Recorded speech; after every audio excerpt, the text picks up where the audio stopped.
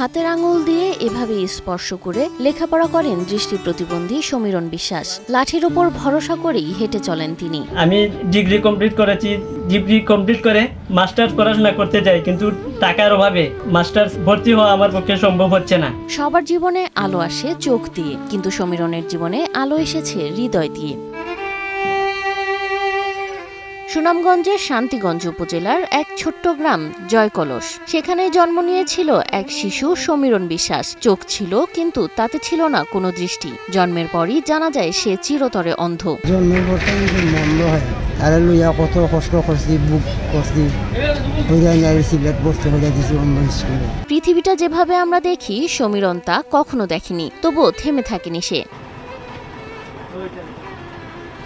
সমীরণ ছুঁয়ে ছুঁয়ে শিখেছে বর্ণমালা, ব্রেইল অক্ষরের বিন্দু বিন্দুতে সাজিয়েছে নিজের স্বপ্ন, শিখেছে বইয়ের পৃষ্ঠা ছুঁয়ে কেমন হয় আলোয় দেখা জীবন।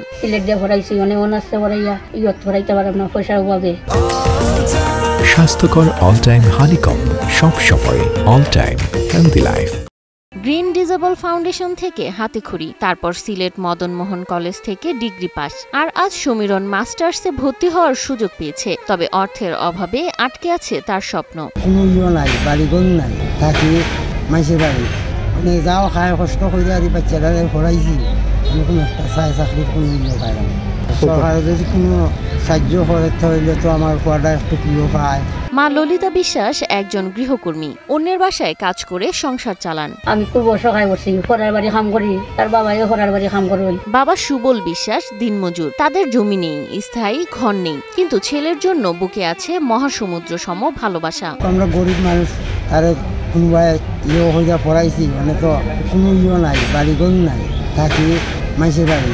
সমীরণ নিজের জন্য কিছু হতে চায় এমনটি নয়, সে চায় সকল দৃষ্টি প্রতিবন্ধী শিক্ষা গ্রহণ করুক। আমি শুধু আমার জন্যই বলবো না, আমি বলবো যে যত দৃষ্টি প্রতিবন্ধীরা আছে সবাই যাতে পড়াশোনা করে। বিত্তবানদের সহায়তা পেলে হয়তো আবার নতুন করে স্বপ্ন দেখবে সমীরণ। আমি দৃষ্টি প্রতিবন্ধী হিসাবে আমার কাজ করার কোনো সামর্থ্য নেই। সরকারে যদি কোনো সাহায্য করতে হইলে তো আমার কোয়াটা একটু প্রিয় পায়, আমরা একটু সাহায্য পাইলাম।